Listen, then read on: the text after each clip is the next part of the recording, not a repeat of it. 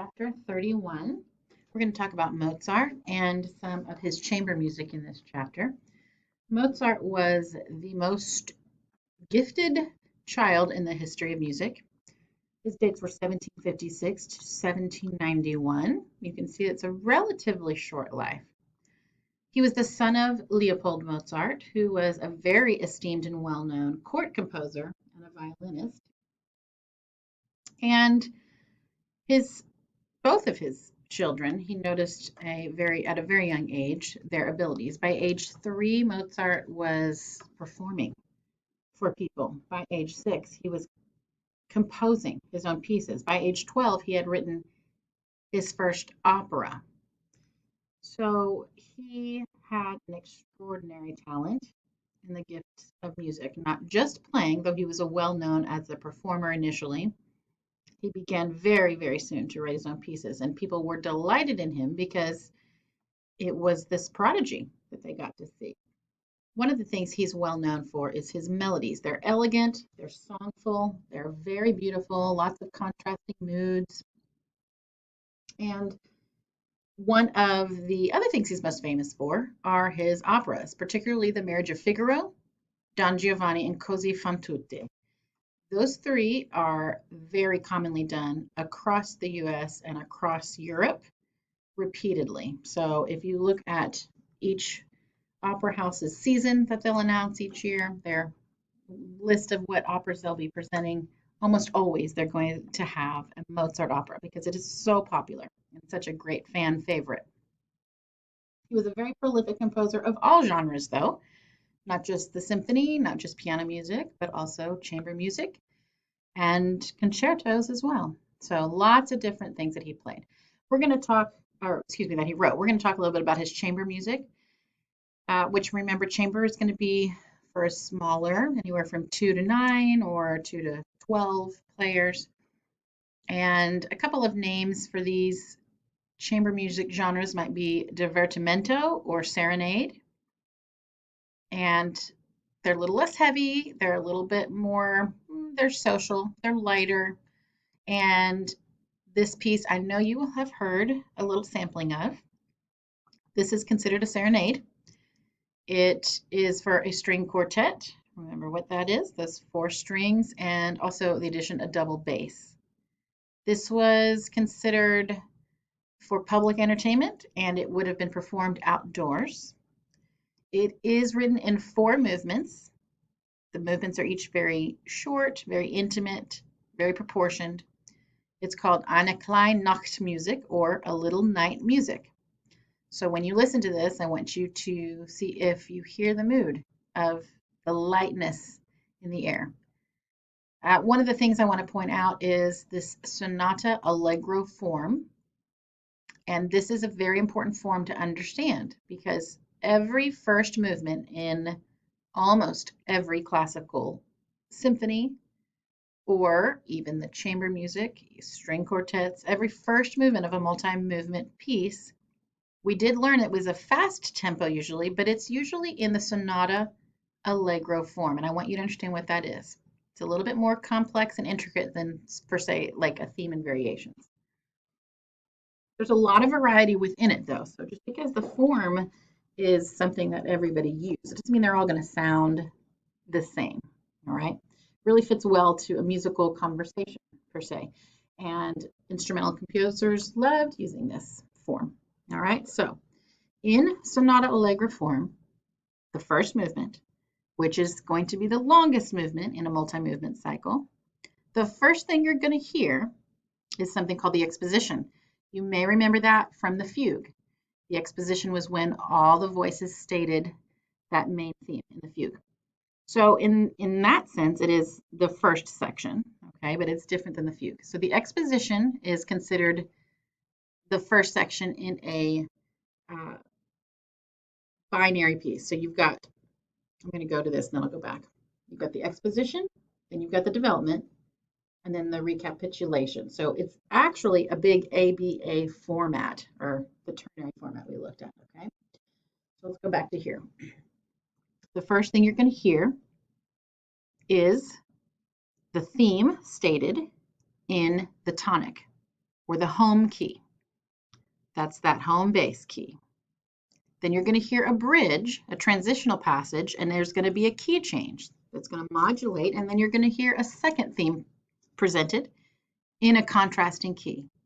So the bridge's job is to provide that modulation so that the second theme can be presented in a contrasting key. Then you're going to have a closing section or a closing theme. So sometimes there's even an additional theme there. And then that whole thing will repeat. And that is the exposition. Theme 1, bridge. Theme 2, a little closing, repeat.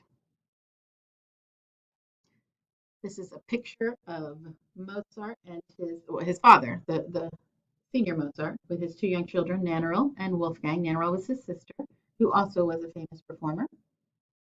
Gives you an idea of what they did for pastimes with their family. I don't think they had much time for hanging out because they were always performing and traveling and writing and practicing. All right, so going back to the B section, the development section. It's the second section. It is going to take themes that you heard presented in the exposition and it is going to build on them.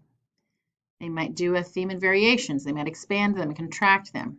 There's going to be a lot of different modulations. There's going to feel like a lot of flurry of activity and restlessness. Then there will be a bridge, and that bridge will bring us back to the tonic or the original home key, home bass. Okay, so the developmental section is literally what it sounds like. It's developing those themes, okay, exploring with them, being creative with them, changing them up. They're not clearly stated, they're hinted at and moved around. And then you get to the recapitulation, or that third section, which is the climax of this movement. You're going to hear a return to that first theme, the very first theme we heard in the exposition. It's going to be in the tonic. You're going to have a coda, and then you're going to have a final cadence. Now, one thing I want to point out with the recapitulation or the restatement of the exposition is that there will not be a changing of the key like there was in the exposition. Remember, we had theme 1, bridge, key change, theme 2. In the recapitulation or the restatement, there will not be that key change. It will remain in that home key. All right, so here's a little graphic for you to watch. If you want to refer back to this, there's color codings that help you understand the keys and how they transition. But this is a good summary of sonata allegro form. The minuet and trio form is what is applied typically to the third movement of a 4-movement piece. Remember, we talked about it being a dance movement. Well, the origin of the minuet and trio was a court dance in the Baroque time.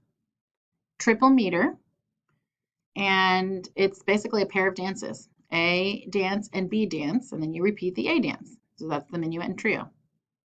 The B section would typically be played by only 3 instruments, which is where it got the trio name. So minuet, the A section, and trio.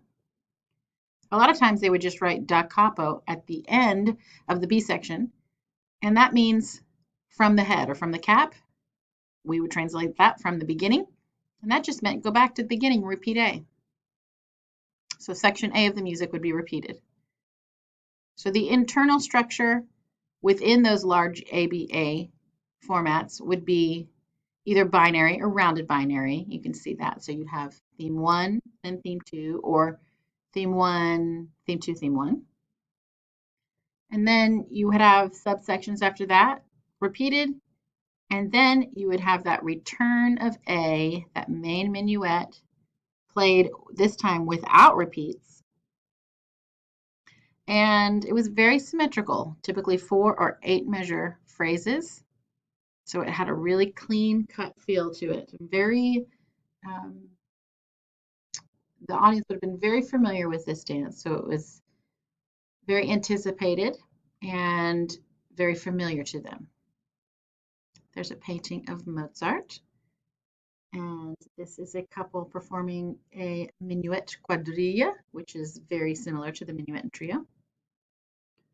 The piece you're going to be listening to is Eine kleine Nachtmusik, a little night music. And it is coming from that K525 is basically there was a man who organized Mozart's compositions and his last name began with K. So all those Mozart numbers refer to the person who organized them. But you're going to hear the first and the third movement. This was written and performed in 1787 for the first time. Movement 1, I want you to listen for that sonata allegro form. There will be a rocket theme, which means it's shooting up fast. And theme 2 will be a little more graceful and descending. Then you'll hear the closing theme, a development, a recapitulation, which is always going to be back into the home key and bringing back all the themes that you've heard thus far. And then you're going to be listening to movement 3, the minuet and trio.